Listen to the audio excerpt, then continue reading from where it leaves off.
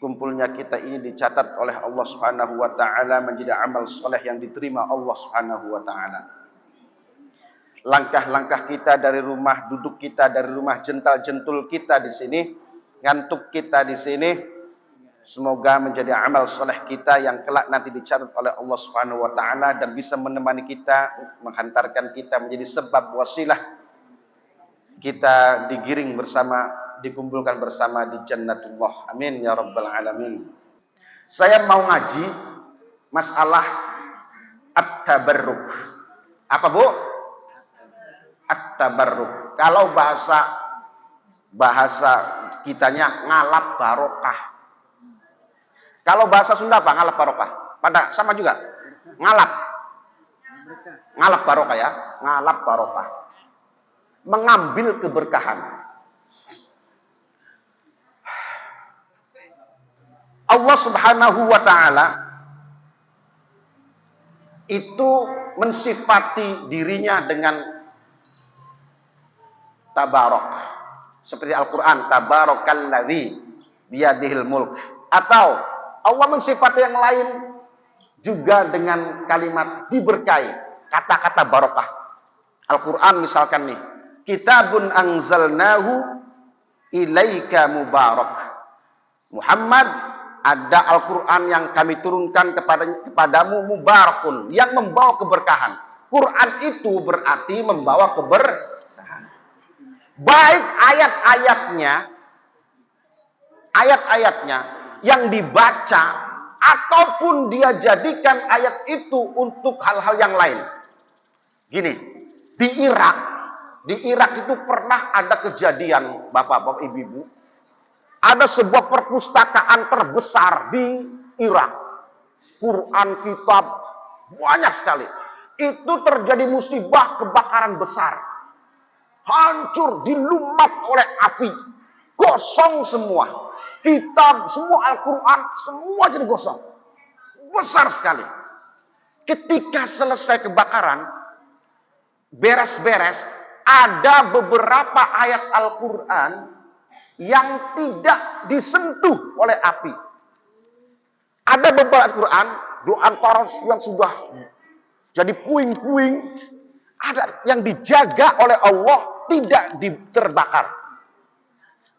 Ada beberapa ayat. Ada dalam kitab Hayawanul Kubro, kayak karangannya Syekh Ad-Dimyati, 2 jilid. Nah, ayat-ayat itu dikumpulkan. Persis ayat itu tidak disentuh api. Sampingnya gosong, tapi ayat itu masih terbaca dengan jelas. Ada beberapa ayat.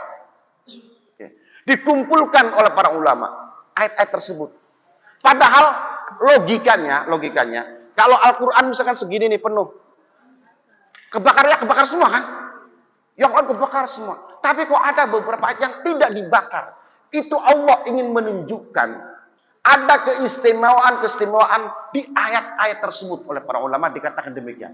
Akhirnya dikumpulkan oleh para ulama, kemudian ditulis kembali oleh para ulama ayat tersebut, kemudian ditirakati, diriwayatkan oleh para ulama. Akhirnya para ulama menulis, barang siapa yang menulis ayat-ayat berikut, kemudian dalam keadaan suci berwudu, tulis taruh di rumah, insya Allah akan dijaga oleh Allah dari segala hal yang membahayakan. Seperti maling, kebakaran, santet, guna-guna. Ngerti santet ya? Santet, bahasa Indonesia itu mah. Guna-guna, apapun yang bisa membahayakan akan tertahan oleh ayat-ayat tersebut. Tapi caranya nulis sendiri punya wudu. Kalau gitu mah di rumah kan ada Quran. Ayat-ayat itu kan sudah ada di Quran. Kayak gitu ya. Banyak Quran tuh. Tetap aja kebakaran. Bukan caranya, ada caranya. Kalau Quran mah Quran kita tidak menulisnya kan. Tidak berwudu. Nah ini caranya. Ayat-ayat itu kita wudu, kita tulis sendiri. Bukan Quran yang sudah ada cetakan terus ditaruh di atas lemari sampai bulukan. Kadang ada Quran dipajang, betul dipajang. Jadi hiasan rumah. Quran jadi hiasan rumah. Nah, dibukanya nanti kalau bulan Ramadan, mutadarus. Pas diambil, itu Quran masih baru baik karena gak pernah disentuh. Baru baik, baru kena debu, ambil lagi. Ada yang punya Quran kayak gitu dipajang? Enggak ada, alhamdulillah. Punya Quran di rumah enggak? Enggak. Nah, Allah mensifati Al-Quran dengan barokah, membawa keberkahan. Makanya ini kulit kertas, ini keras. Yang membungkus Al-Quran, mushaf, dengan yang membungkus bukan mushaf, akan beda nilai. Itu berkah namanya. Kertas ini membungkus kitab. Ada kertas membungkus nasi kuning. Ada kertas dibuat bungkus apa saja. Tapi ketika kertas itu membungkus mushaf, maka orang yang tidak berwudu tidak boleh memegang kertas yang menjadi kulit mushaf. Oke, Bu? Berarti yang asalnya tidak membawa berkah apa-apa. Tapi ketika nempel pada sesuatu yang diberkahi, maka dia menjadi berkah, menjadi mulia. Paham nggak? Coba. Sama-sama kertas asalnya. Tapi ketika jadi jilid Al-Quran, mushaf, orang tidak boleh memegang itu tanpa berwudu. Oke ya? Berarti menjadi mulia banget ini. Nempel. Nempel pada sesuatu yang dimuliakan. Sama, Ibu. Itu di antara barokah itu. Barokah itu. Sayyidina Umar bin Khattab radhiyallahu anhu bilang kepada anaknya Abdullah bin Umar, atau bisa kita kenal dengan Ibnu Umar. Abdullah minta izin kepada Sayyidah Aisyah, kalau aku mati, aku minta boleh nggak aku dikubur di sampingnya kuburan Rasulullah. Ibu, kalau itu tidak dapat izin dari Sayyidah Aisyah, Sayyidina Umar nggak akan ada di situ tuh. Ada Kanjeng Nabi, ada Abu Bakar, ada Umar. Ada 3 ya di Madinah itu. Akhirnya Abdullah bertanya kepada Sayyidah Aisyah, oh silakan boleh. Umar bin Khattab bahaganya luar biasa. Dikubur saja, pengen nempel, pengen jejer sama makhluk yang paling dimuliakan Allah, Kanjeng Nabi. Ini namanya apa? Tabarukan, ngalap barokah. Barokah nempel dekat dengan orang yang paling mulia. Masalahnya, Bu, orang kan mati akan membawa dirinya masing-masing. Kalau Sayyidina Umar nih mati, terus dikubur di Baqi', dikubur di mana-mana, kan enggak masalah, enggak soal. Kalau orang mulia pasti mulia. Kalau ada setelah aku nabi, maka Umar adalah nabi. Kayak gitu Nabi Shallallahu Alaihi Wasallam. Umar itu sangat dipercaya oleh Rasulullah, maka jadi khalifah kedua. Nah, andaikan Umar meninggal, terus dikubur di mana saja, tidak masalah, orang mulia. Tapi kenapa Umar pengen dekat dengan Rasulullah? Itu namanya ngalap barokah di antara gitu. Ngalap, mengambil barokah, kebaikan dari Allah dengan orang yang diberkahi, benda yang diberkahi, orang yang berkahi. Kayak gitu, itu namanya berkah itu. Jadi jangan alergi. Wah, syirik enggak. Gini. Nabi Muhammad ketika mau Mi'raj, Nabi Muhammad dihantarkan dulu ke Bethlehem. Tahu Bethlehem? Baitul Lahmin. Di Palestina, namanya Bethlehem. Masih ada sekarang Bethlehem. Itu bahasa Arab itu Baitul Lahmin. Baitul Lahm, rumah daging, Bethlehem atau Baitul Lahmin. Itu adalah dulu tempat kelahiran Nabi Isa alaihi salam. Di bawah jurang. Kanjeng Nabi ketika Isra Mi'raj itu dihantarkan oleh Jibril naik buraq, berhenti di situ. Nabi Muhammad kan nggak tahu ini tempat apa. Ya Jibril, iya teh tempat naon. Kata Jibril, Muhammad ingzil fasolli, turun dari buraq, sholatlah. Ini apa kok sampai diantarkan ke sini? Apa kata Jibril? Ini tempat dulu Nabi Isa dilahirkan. Paham, Pak? Ini dulu tempat Nabi Isa dilahirkan. Sholatlah engkau di sini. Turun sholatlah. Itu banyak tuh hikmahnya tuh. Sebuah tempat dimuliakan karena dia di situ dilahirkannya seorang yang mulia, Nabi Isa. Dimuliakan, Nabi disuruh sholat sunnah di tempat itu. Itu untuk menunjukkan bahwa tempat yang dimuliakan Allah itu pantas untuk kita muliakan. Sampai Nabi disuruh sholat di Bethlehem. Karena itu tempatnya Nabi Isa dulu dilahirkan. Paham? Yang kedua, hikmahnya memperingati hari lahir teh tenaon-naon. Gak apa-apa. Di itu tempat lahirnya Nabi Isa. Diingatkan oleh Jibril alaihi salam. Jadi kalau kita saat ini kemudian ada yang memperingati momen bersejarah seperti hari lahir kita, hari lahir koperasi, hari lahir negara, 17 Agustus tahun 45 gitu, memperingatinya, hukumnya sah-sah saja, boleh. Memperingati hari lahirnya Nabi, apa namanya? Maulid, bentar lagi. Boleh nggak? Boleh. Memperingati. Semua momen-momen yang bersejarah itu pantas untuk kita inget-ingeti. Jangan dikit-dikit nggak boleh, dikit-dikit nggak boleh. Lah, kalau peringatan 17 Agustus nggak ada, yang sepi. Kita nanti anak-anak kita nggak inget nih lahir-lahirnya negara Indonesia. Nanti peringatan Maulid Nabi nggak ada, Nuzul Quran nggak ada, semua peringatan dilarang. Sepi ngambring, Ibu. Ngerti sepi? Ngambring. Marhabanan nggak boleh, karena itu ya kumpulan-kumpulan itu nggak ada. Baca-baca berzanji nggak ada, Maulid Nabi nggak ada. Terus kapan kita mau kenal dengan Nabi kita Shallallahu Alaihi Wasallam? Oke. Wa qur rabbi anzilni manzalan mubarakah. Manzilah mubarakah, tempat yang diberkahi. Rahmatullahi wa barakatuhu alaikum ahlal bait wa barakatuhu, keberkahan. Tabarakallahu rabbul alamin. Tabarakallah. Barokah itu dalam Al-Qur'an ditegaskan ada tabarokah. Kalau tabaruk ngambil keberkahan. Jadi maknanya kalau kita mengambil keberkahan dengan sesuatu, itu maksudnya apa? Tolabul barokah bidzalika syai' minallah. Berarti kita ngambil sesuatu keberkahan dari barang tersebut, dari benda tersebut, keberkahannya dari Allah. Mengambil keberkahan dari Allah melalui benda tersebut. Ya. Saya datang ke kiai, dikasih air oleh kiai. Doa nih, bawa. Kita ngambil barokah, doa dari kiai. Ngambil berkah, doa dari kiai. Dengan doa kiai.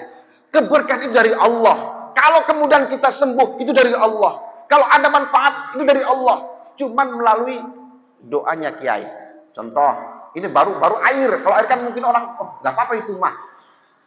Pak Kiai, saya datang rumah saya atau dagangan saya kok mampet, nggak laris gitu.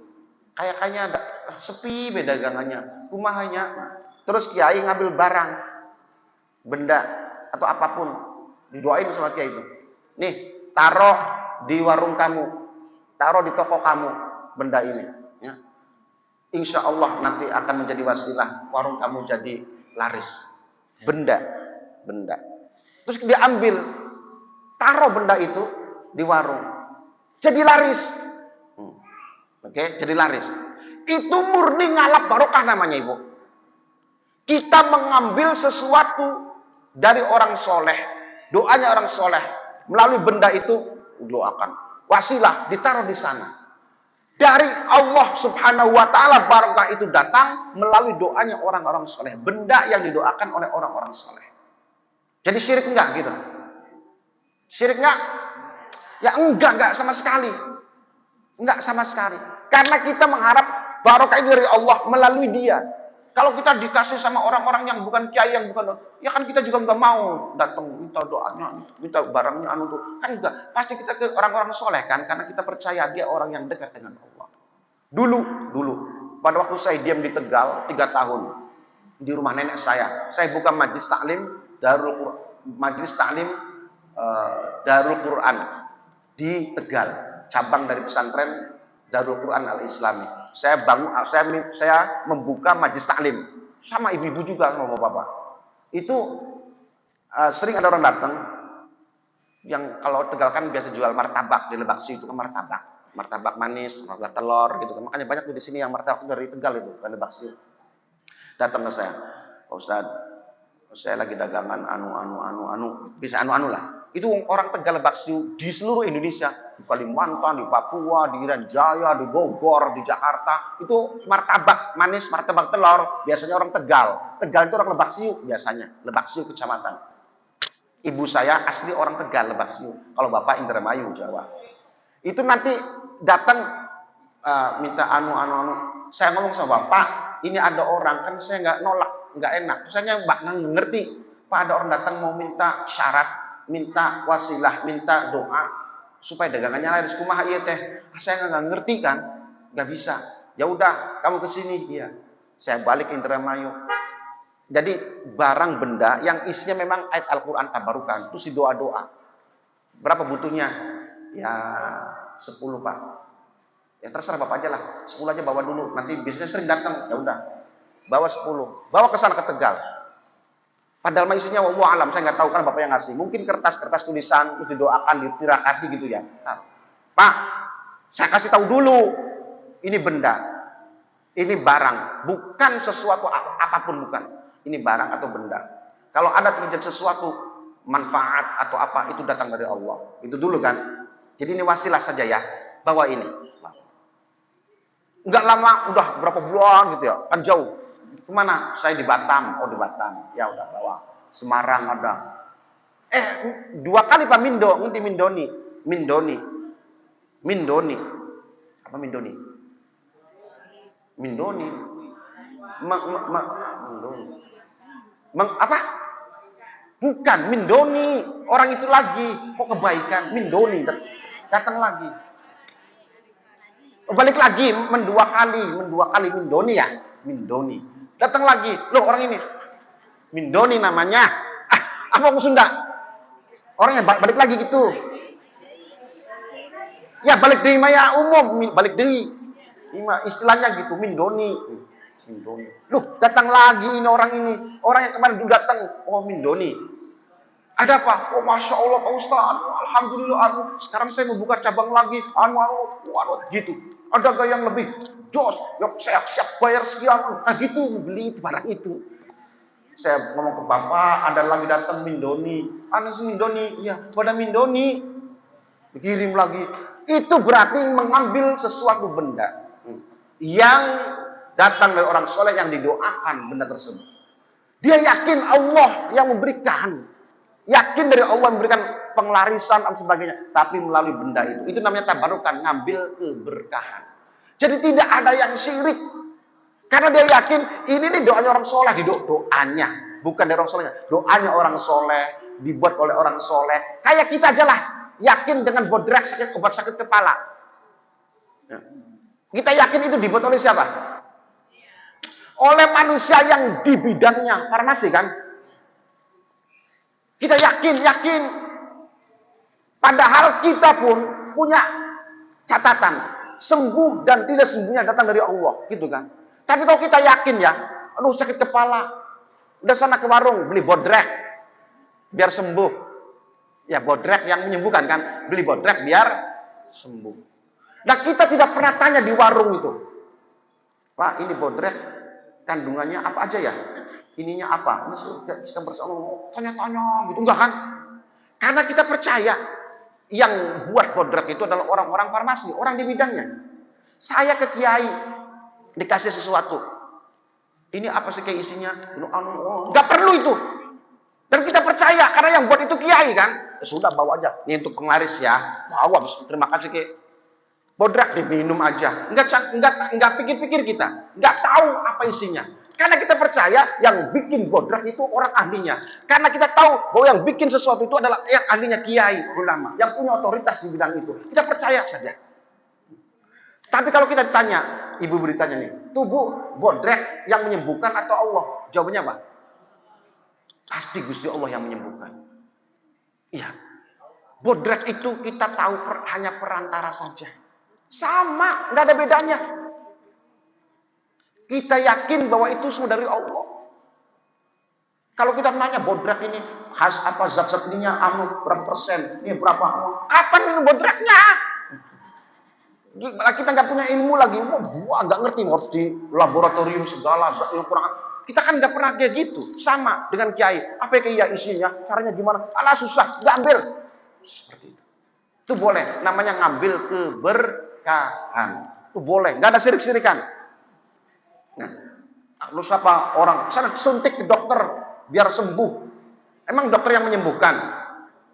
Kan Allah. Kata-kata itu kan biasa seperti yang kita umum. Sana suntik ke dokter biar sembuh. Biar sembuh. Emang dokter yang menyembuhkan? Kan tidak. Kita yakin Allah yang menyembuhkan melalui dokter itu. Nah, gitu. Dah. Sayyidah Aisyah, Kanjeng Nabi, nih, jadi keberkahan itu mengambil sesuatu dari yang lain apapun itu yang kita yakini keberkahan itu datang dari Allah. Ayat Al-Qur'an itu mengandung keberkahan. Oke, inna anzalnahu mubarak. Quran itu ayat Quran itu membawa berkah. Kanjeng Nabi, ketika beliau sakit mendekati kewafatannya, itu beliau selalu membaca surat Falaq bin Nas. Ngambil keberkahan dari bacaan Al-Quran Falaq bin Nas. Ketika Nabi SAW sudah sulit untuk bergerak, Sayyidah Aisyah yang membacakannya. Baca Falaq dan bin Nas. Kemudian banyak sekali ayat-ayat Al-Quran yang dijadikan sebagai ruqyah. Fatihah, kemudian ayat laqad ja'akum rasulun min anfusikum azizun 'alaihi ma 'anittum harisun 'alaikum bil mu'minina raufur rahim fa in tawallaw faqul hasbiyallahu la ilaha illa huwa 'alaihi tawakkaltu wa huwa rabbul 'arsyil azim. Itu ayat Quran yang kalau kita baca pagi 7, sore 7 itu bisa menjadi tameng, bisa menjadi perisai. Juga ayat itu untuk macam-macam, untuk menolak mador dari orang lain, apapun itu, termasuk hal-hal gaib, laqad ja'akum itu, terus menambah kecintaan kita kepada Rasulullah. Itu ayat itu tuh, kepasrahan kita, tawakal kita semakin tinggi kepada Allah dengan ayat itu. Faqul hasbiyallahu la ilaha, saya pasrah kepada Allah. Keyakinan kita, tawakal kita, pasrah kita kepada Allah akan semakin tinggi dengan melanggengkan membaca ayat tersebut. Laqad ja'akum sampai selesai, pagi 7, sore 7. Baca itu. Jadi mengambil keberkahan dari ayat itu. Atau membaca gini. La tudrikuhul absar wa huwa yudrikul absar wa huwal latiful. Latiful? Hah? Ada khabir, ada basir, ada kabir. La tudrikuhul absar wa huwa yudrikul absar wa huwal latiful khabir. Itu dalam kitab itu ada 2. Kalau saya dapat ijazah dari Bapak itu 8 kali. Kalau di kitab saya baca 9 kali. Baca sebelum tidur. Saya sekali ijazahkan aja lah. Saya dapat ijazah soalnya ya. Ya ijazah ammah. Silakan, karena saya dulu juga diijazahkan oleh orang tua. Membaca ayat Allah, ngambil keberkahan dari ayat Allah.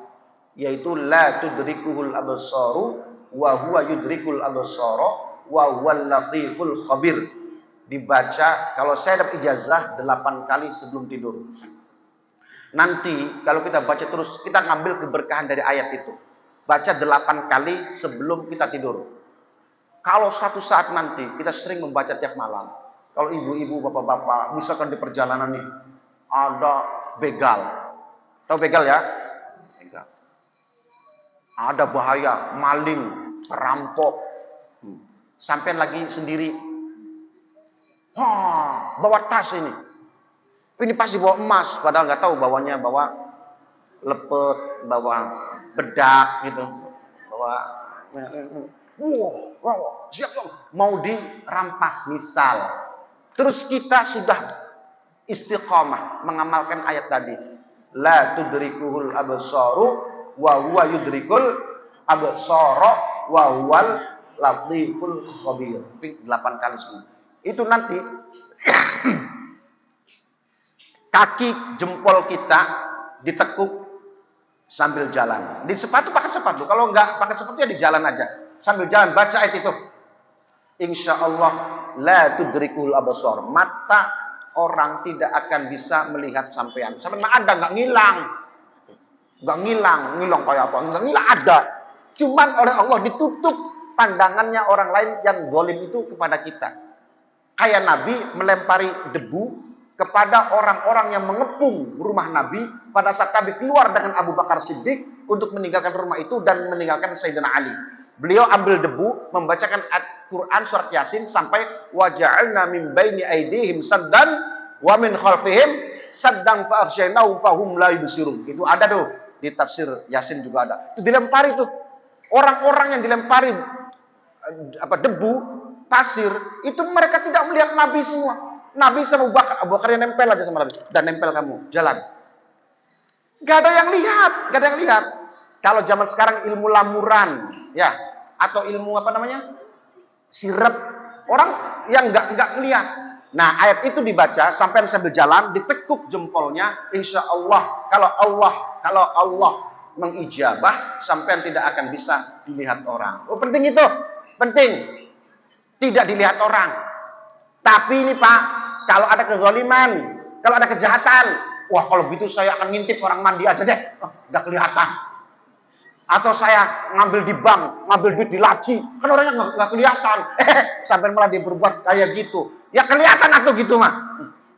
Ini untuk menjaga dari kejahatan orang, kezaliman orang. Ini mah mau nyolong duit di laci, orangnya kan nggak lihat, baca dulu enggak.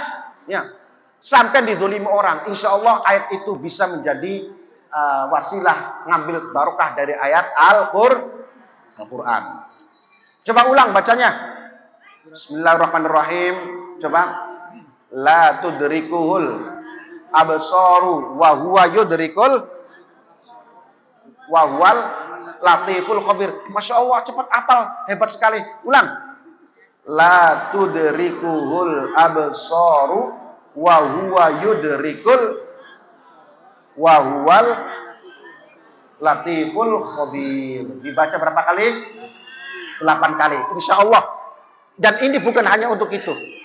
Satu saat nanti sampai akan menemukan keajaiban-keajaiban ayat tersebut.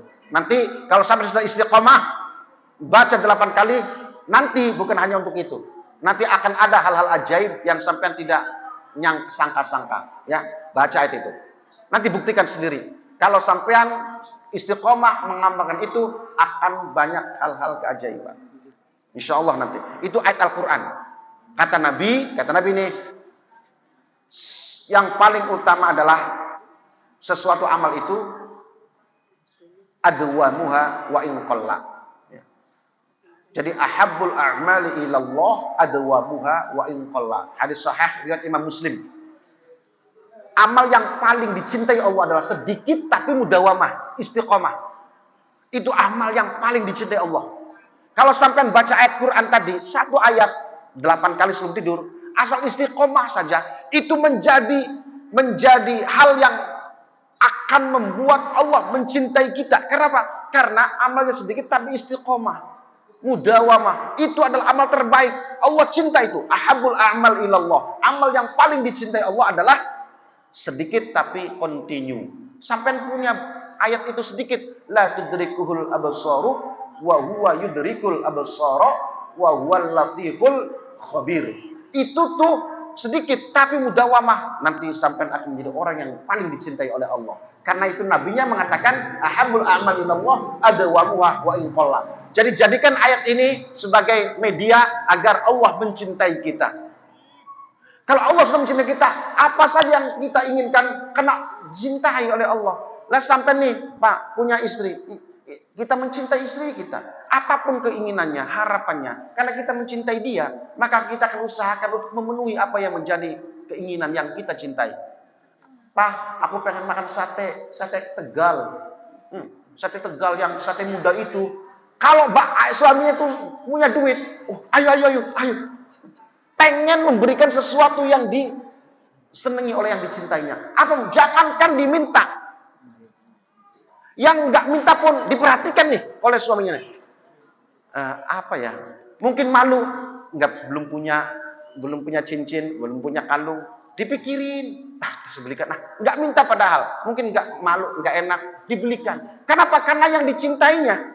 Apalagi Allah yang maha kaya. Kalau Allah sudah mencintai hambanya, apapun harapannya, keinginannya, diijabah. Jadi dengan membaca ayat tadi, kalau kita continue terus menerus, nanti mendatangkan cinta Allah. Kalau sudah Allah mencintai kita, maka apapun itu, ya Allah minta selamat. Ya Allah, minta dagangan laris. Ya Allah, minta jodoh. Ya Allah, saya minta duda yang ganteng. Apa saja doanya. Minta janda cantik. Iya gitu. Ada janda di sini kok rame amat. Banyak. Idi. Banyak ngomongnya. Ya udah nanti buka pendaftaran loh nanti. Duda juga banyak ada. Aduh ya Allah Gusti. Semudah-mudahan lah nanti Allah datangkan jodohnya. Gini aja, secara umum aja. Sampean kalau punya hati sesuatu membaca selawat Jibril 1000 kali. Itu paten itu, paten. Ada pondok pesantren. Itu kiainya pusing banget, santrinya itu pada belatang, tahu belatang? Belatang. Itu santrinya karena dulu santri pada bertato, mabok. Itu pondok khusus untuk menangani orang-orang kayak gitu. Pondoknya santri banyak. Karena wataknya orang kayak gitu dari rumah itu nggak benar. Jadi di pondok tuh nggak benar juga. Ya mabok baik, di pondok mabok. Nonton, joget, berantem. Kiainya kepalanya buncret. Nanti buncret. Pusing mikirin santrinya. Nggak nurut, jatuh. Karena tampangnya serem-serem. Karena kebiasaan mabok kan susah kalau tidak diniati dari hati. Susah Pak. Orang sudah nyandu itu susah. Kayak orang rokok aja. Tapi gampang sih ngerokok kalau berhenti aja. Kayak buktinya pagi sampai maghrib kan puasa kan nggak ngerokok. Bohong itu kalau rokok mah susah, dikit-dikit rokok nggak bisa berhenti itu. Buktinya pagi sampai maghrib nggak ngerokok puasa kan bisa. Padahal intinya itu dari dirinya. Kalau dirinya mau berhenti. Niat dari dirinya, kesemangatannya. Kalau dia berhenti. Apa tadi? Nah, itu santrinya pada belakang, pada gua bener. Nah, kiainya punya strategi. Dah, kalau ini melalui jalur langit. Pakai jalur langit. Dekengan pusat. Jadi kiai ajak para santri setiap malam Jumat kumpul, gerbang kunci, tutup, kumpul semua malam Jumat. Dipilih hari terbaik. Semua santri preman-preman itu diajak Mbah Kiai untuk membaca selawat Jibril 1000 kali. Setiap minggu 1000 kali. Setiap malam Jumat. Baca semua. Enggak tahu baca yang berapa jumlahnya. Tapi oleh Kiai 1000 ya. Beres. 1000. Disiapkan tasbih. Tasbih kan isinya 100 ya. Nah 33 gitu kan. Punya 100 lah. Nanti dibuat kerikil. Kerikilnya 10. Ada 10 kan berarti 1000 nih. Ya kalau udah 100 pindah dapat satu batu gitu ya. Disiapkan 10 batu kerikil. Jadi ketika sudah 100, sallallahu ala Muhammad, sallallahu ala Muhammad, sallallahu ala Muhammad, udah 100 pindah 1000. Allah Subhanahu wa taala dengan rahmatnya, dengan kasih sayangnya, semua santri-santri yang belakang itu dengan seringnya membaca salawat 1000 kali, Allah Subhanahu wa taala merubah segalanya. Hatinya semua itu tunduk semua, nurut semua, ahli dzikir semua, jemaah semua, ngaji semua, jadi orang-orang baik semua. Dirubah oleh Allah dengan pengaruh salawat Jibril itu. Subhanallah. Kiainya sudah nggak perlu, jangan keluar, jangan minum. Udah, kiainya diam baik. Mereka sendiri sudah berubah. Allah yang merubah dengan keberkahan selawat 1000 tadi. Makanya nih, janda-janda, duda-duda, kalau di Jawa mah namanya rangda. Rangda. Janda itu bahasa Indonesia. Kalau bahasa Indramayu rangda. Sangat. Iya, orang yang pernah perang dada, namanya rangda. Duda yang pernah ngadu dada. Rangda perang. Ya, jadi dua nih, janda dan duda. Kalau ada keinginan semoga Allah mendekatkan jodohnya, ya, di antaranya baca selawat itu. Siapa aja yang belum punya ketemu jodoh? Baca selawat itu 1000 kali. Terus setelah itu minta satu permintaan kepada Allah. Ya Allah, datangkan calon suami atau suami ke saya. Yang duda atau yang jaka gitu. Yang ganteng, yang soleh. Gitu, yang soleh, yang kaya sekalian. Yang barokah. Doanya kepada Allah mintanya. Ya Allah, dengan berkah selawat. Ya Allah, walaupun saya itu nggak cantik, nggak apa, tapi saya pengen cowok yang ganteng. Kayak gitu ya. Siapa sih Bu? Si cowok juga sama, pengen istri yang cantik. Yang perempuan pengen cowok yang ganteng. Itu biasanya minta sama Allah. Ya Allah, datangkan kepada saya suami yang ganteng, yang muda, yang kaya, yang baik hati, yang mencintai aku dengan setulus-tulusnya ya Allah. Baca sholawat 1000 kali. Jangan nunggu seminggu sekali. Kalau bisa setiap malam. Pak, sallallahu alaihi wasallam sedikit sekali. Cepat itu. Sallallahu alaihi wasallam. Enggak lama. 1000 kali. Kalimatnya cuma sedikit kan. Sallallahu alaihi Muhammad sallallahu. Kalau ngebut cepat itu. Sallallahu Muhammad sallallahu Muhammad sallallahu Muhammad sallallahu alaihi Muhammad sallallahu. Cepat itu. Habis itu satu permintaan. Minta kepada Allah. Yakin pasti akan didatangkan oleh Allah. Ud'ullaha ta'ala wa antum muqinuna bil ijabah. Itu kata Nabi, sampai minta kepada Allah yakin ijabah. Akan Allah datangkan sang pangeran, sang Arjuna kepada Anda yang janda menanti Arjuna nanti datang. Nih, bapak-bapak juga yang duda atau yang masih belum punya pasangan, pakai itu. Jadi nanti yang datang itu memang yang Allah kirim, yang akan memberikan kebaikan kepada kita. Karena jalan kita jalan yang baik, Allah akan kirimkan kebaikan melalui orang itu, pasti akan menjadi baik buat kita. Alhamdulillah.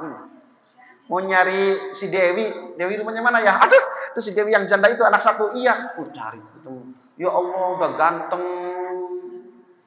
Bawa helikopter.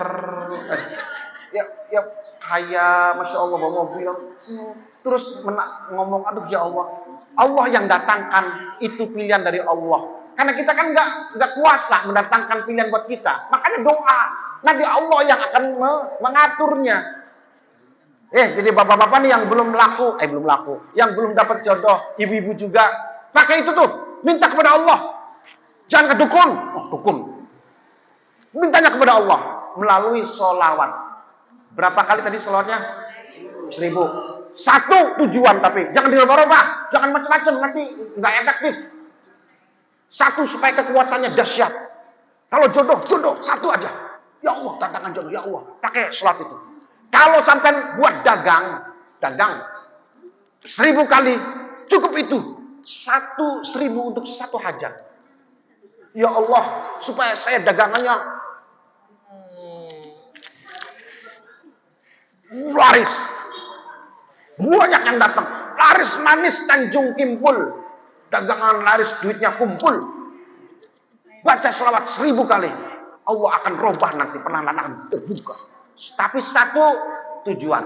Kalau sampai punya tujuan lain, nanti 1000 kali baca lagi. Jadi 1000 untuk satu tujuan. Itu efektif. Nanti akan dahsyat itu berjalannya. Berapa tadi Bu? 1000. Bacanya apa? Sallallahu ala. Itu selawat Jibril. Udah baca itu segala macam hajat, buktikan. Itu sudah banyak membuktikan. Allah kasih, Allah buka solusinya. Yang lama nggak ada jodoh, jangan pesimis, jangan mengeluh. Siapkan itu senjatanya. Baca selawat 1000 kali, satu tujuan. Yakin nanti akan Allah datangkan itu. Ya, yakinkan. Satu, sampai baca selawat itu kan perintah Allah, Ibu. Ya ayyuhalladzina amanu shallu alaihi wasallimu. Itu kan perintah dari Allah. Kita nurut kepada Allah. Kata Nabi, man shalla alayya sallallahu wahidan sallallahu alaihi asyra. Barang siapa yang berselawat kepadaku 1 kali, maka Allah balas 10. Kalau 1000 berarti berapa itu? Berarti kita nurut sama Allah, nurut sama kanjeng Nabi. Baca selawat 1000 kali. Kita doanya kepada siapa? Sudah beres. Salawat perintah Allah, perintah dari Nabi. Kita taati Allah, taati Nabi. Itu kita mintanya kepada Allah. Yang membuka jalan segala sesuatu itu Allah. Masalah jodoh kita, masalah kaya kita, larisnya dagang kita, Allah. Maka pasrahkan kepada Allah. Allah akan wujudkan itu. Tapi ingat, ya, kalau sudah kaya nanti, ya, jangan lupa zakat, sedekah. Itu jangan lupa itu. Atau dari sekarang namanya sedekah. Gunakan media untuk mendatangkan rezeki dengan cara bersedekah pagi. Setiap pagi kita 5.000 perak, Alhamdulillah saya begitu, ada 5.000 perak. Setiap hari kasih itu ke orang, sedekah. Itu mancing rezeki dari Allah, sedekah. Sahabat dulu salafus soleh, kalau pagi nyari keluar, nyari orang untuk ngasih sedekah setiap pagi. Itu jalan untuk kemudahan rezeki kita. Oke, 1000 kali. Satu tujuan. Silakan dibaca. Nanti yakin Allah akan membuka semua harapan-harapan kita. Jangan ragu ya. Karena ini dari Allah datangnya. Salawat perintah Allah, perintah Nabi, mintanya kepada Allah, nangisnya kepada Allah, DP-DP-nya kepada Allah. Ya Allah, datangkan jodoh buat saya Allah yang baik, yang soleh, yang kaya ya Allah, yang ganteng. Jangan yang botak kepalanya nggak mau. Ya, pokoknya siapa aja datang kepada saya yang soleh, yang kaya raya tetapi jangan pelit nantinya gitu. Yang ganteng, yang barca, yang bagus, yang soleh. Nah, nanti siap-siap ibu-ibu nih kalau yang datang. Mungkin itu dari Allah nanti datang. Oh, dari jauh, aduh, datang di situ nyari sampean. Aduh, ya Allah. Nanti yang tidak mengamalkan itu delengep aja. Nanti ngiri. Ngiri padahal mah. Gamalkan. Untuk dagang 1000 kali. Untuk jodoh apapun itu. Lari kepada Allah. Minta kepada Allah. Pakai jalur langit. Oke. Nah, itu aja ya. Dah. Macam-macam. Di sini nih. Ada ngalap barokah dengan kuburan Nabi, tidur, semacam-macam. Ada dengan Hajar Aswad dan sebagainya, banyak sekali. Udah kita, yang jelas intinya bahwa ngambil barokah dengan sesuatu yang diberikan kemuliaan oleh Allah itu tidaklah syirik sama sekali. Karena kita yakin keberkahan dari Allah dengan melalui hal-hal, benda-benda, doa-doa, apapun yang memang Allah berikan keberkahan tersebut.